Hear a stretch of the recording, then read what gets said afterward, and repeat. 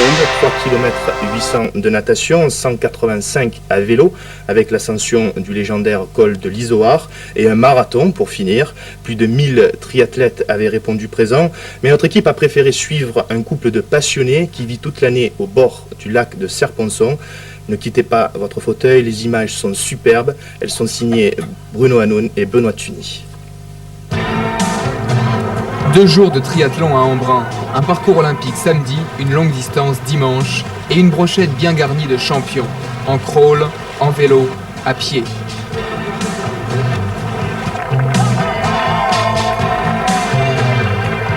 Benjamin et Jérôme Sanson, Yves Cordier,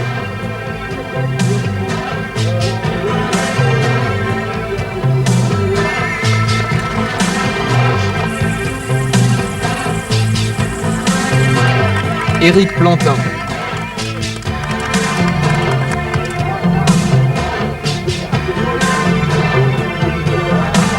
Stephen Foster, Jenny Rose, Philippe Lee. Voilà pour l'élite. Et puis, il y a tous les autres, ceux de l'Open. Ceux-là savent qu'ils resteront dans le sillage des champions sans jamais les dépasser, mais ils font du triathlon ce qu'il est, un effort surhumain, accessible au commun des mortels. Et parmi ces mortels destinés à en découdre, 2 embrunais, Jacques et Olivia. Toute l'année, Jacques Corbis et Olivia Chance vivent dans un bateau avec leurs enfants sur le lac de Serre-Ponçon. Mais Jacques et Olivia ont une double vie. Côté Dr Jekyll, ils sont bijoutiers à Embrun. Côté Mr Hyde, ils se transforment en triathloniens. Ce samedi soir n'est pas comme tous les autres. Pour préparer la métamorphose, les Corbis ont choisi cette nuit de dormir sur le plancher des vaches, dans la maison des parents de Jacques, près de Savines. Olivia a 39 ans, Jacques 47. Depuis 2 ans avec le club d'Embrun, ils courent de triathlon en triathlon. C'est-à-dire qu'on a gardé les tenues avec les poches. Moi, normalement, j'ai qu'une brassière qui a un wallet, puis à la sortie de l'eau. Alors là, on ne sait pas du tout s'il faut mettre un t-shirt en dessous ou un pull, mais bon, on verra. Voilà, j'ai un pull. Et moi, je mets ça pour courir. Voilà. J'avais une vie un petit peu dissolue. Je fumais, je buvais un petit peu d'alcool, et puis un jour, j'ai été malade. J'ai été opéré d'un rein, et on a décidé de tout arrêter et de se remettre au sport. J'aime le ski, j'aime le bateau, j'aime pas mal de sports. Mais j'aime mieux les sports un petit peu violents. Enfin bon, jeune, j'ai fait du judo aussi. Et je trouve qu'avec le triathlon, on se dépense plus que dans certains autres sports plus calmes. Dimanche, 6h25 du matin. Une odeur de pommade et de synthol couvre celle des mélèzes de l'Embrunais. Déjà, l'élite a pris le départ à 6h. Dans quelques minutes, ce sera au tour de l'Open. C'est pour tenir chaud les épaules. Ça, c'est miraculeux, ça. La nage, c'est votre spécialité ? Non, disons, c'est ce que j'aime le mieux. Enfin, à part les coups qu'on prend dans l'eau. Hein. Parce que nager, c'est bien, mais là, j'appréhende un peu les coups quand même. Hein. Je pense qu'on va être 600 à peu près, ensemble. Donc, j'ai un peu peur d'être bousculée. Mais par goût, oui, c'est ce que j'aime le mieux. Alors après, le vélo, bah, ma foi, on verra. L'heure du grand plongeon a sonné pour les amateurs. La petite pluie de la veille a refroidi le plan d'eau. Et c'est le départ pour une baignade à 16 degrés, sur un double triangle de 3900 mètres.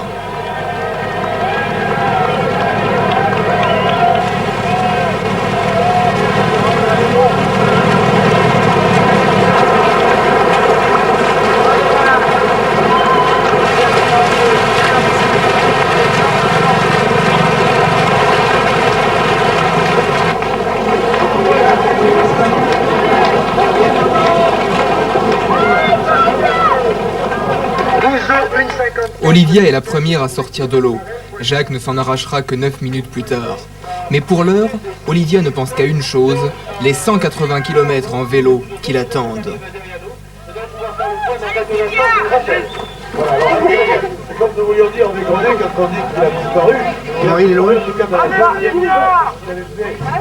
Et pour commencer, un tour du lac. Puis, le terrain plat de la vallée de la Durance. Mais à partir de Guillestre, commence un dénivelé impressionnant. Vite oublié les 700 mètres d'altitude du plan d'eau, voici venir l'enfer des Alpes. Dans la côte de Guillestre, Jacques a déjà rattrapé son retard et le plus dur reste à venir.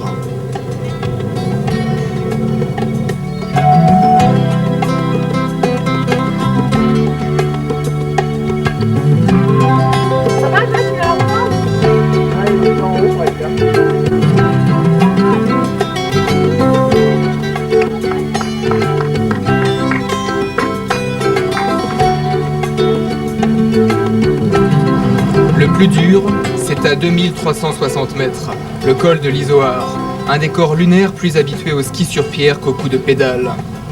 En plus de l'effort de l'ascension, une autre difficulté se présente aux coureurs. Les organisateurs, pourtant irréprochables sur le reste du parcours, ont omis de couper la route aux automobilistes du côté de Briançon. Résultat, une longue file de voitures alignées le long de la pente, qui avec les supporters trop affectueux ne facilite pas le passage des concurrents.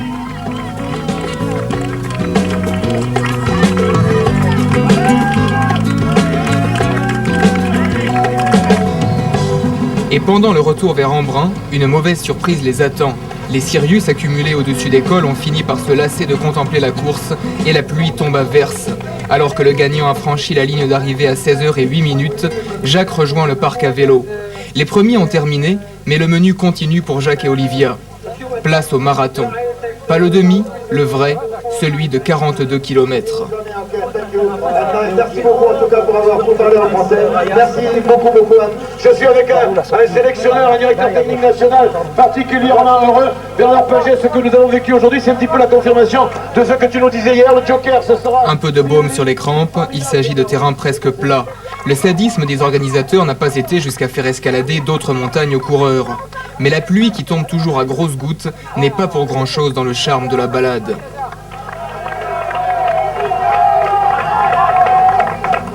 Alors Olivia, c'est une idée. Le deuxième tour tu le fais, on va devoir passer encore là. Si tu passes pas, je tombe te chercher, j'ai frotté les fesses. Pourtant, une dose de consolation arrive à point nommé, au moment où les jambes frappent le sol comme des mécaniques. J'ai pas une foulée d'enfer, mais bon, on fera avec, hein. Dans les rues d'Embrun, c'est le triomphe. Ici, Jacques et Olivia valent tous les Philippe Lee et autres Anne-Marie Rouchon. Un accueil qui vaut toutes les bananes et les boissons vitaminées.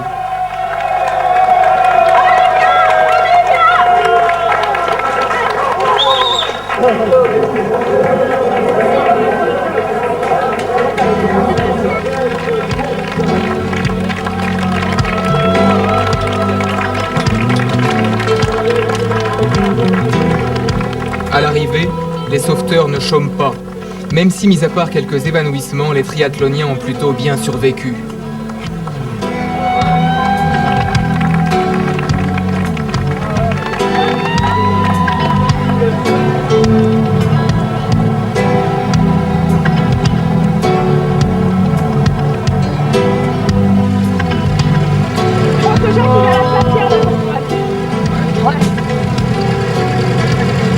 Et comme les meilleures choses ont une fin, la promenade dominicale se termine pour Jacques à 21h06. Classé 482e mais 19e de sa catégorie et second des Embrunais, il mettra une bonne demi-heure pour retrouver son souffle et ses couleurs.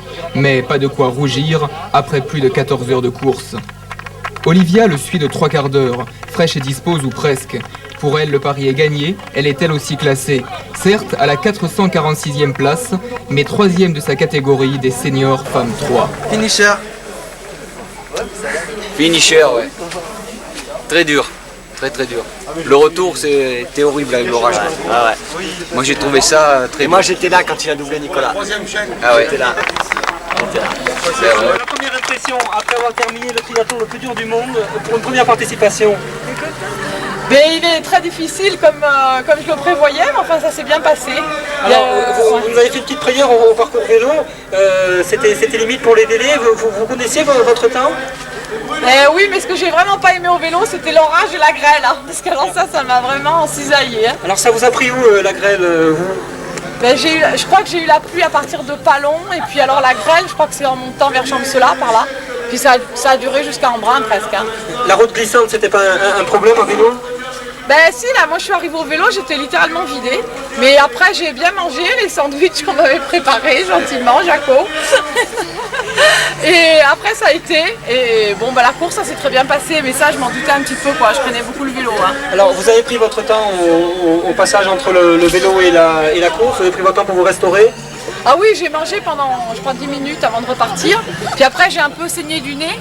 Alors j'ai démarré très doucement, puis j'ai continué ma cadence tout le long, quoi. Alors la course à pied, c'est le premier tour le plus difficile ou le second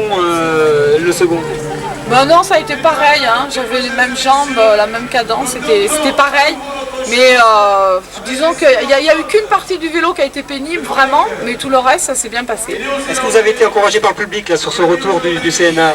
Très encouragé, on ne peut pas plus encourager. Je crois que ça a été vraiment très agréable de courir comme ça, parce que alors, vraiment le fait d'être dans le brin, j'ai pas manqué d'encouragement, hein, c'était très agréable. Vous rentrez dans des jambes dans le brin, puis vous êtes la première femme, je crois, à terminer le triathlon C. C'est fantastique, on vous a suivi depuis le début ce matin, vous êtes sorti avant votre mari de l'eau. Tout à l'heure il nous a confié que c'était prévu hein, dans vos plans. Oh bah oui, parce que la seule discipline où je suis meilleure c'est la natation, mais bon bah les temps sont quand même pas des écarts terribles quoi, hein. Bon au vélo je sais qu'il... Mais j'étais très content qu'il marche bien lui, hein. Le fait qu'il soit arrivé avant ça m'a fait très plaisir. Hein. Alors il est arrivé en bien moins de 15 heures, hein. Je crois qu'il a fait un peu plus de 14h35, donc c'est un excellent temps. C'est le deuxième embrunné à avoir franchi la ligne, juste après, enfin, quelques temps après Patrick Émile. Et on va vous laisser vous reposer, merci. Merci. On va se changer. Là-bas.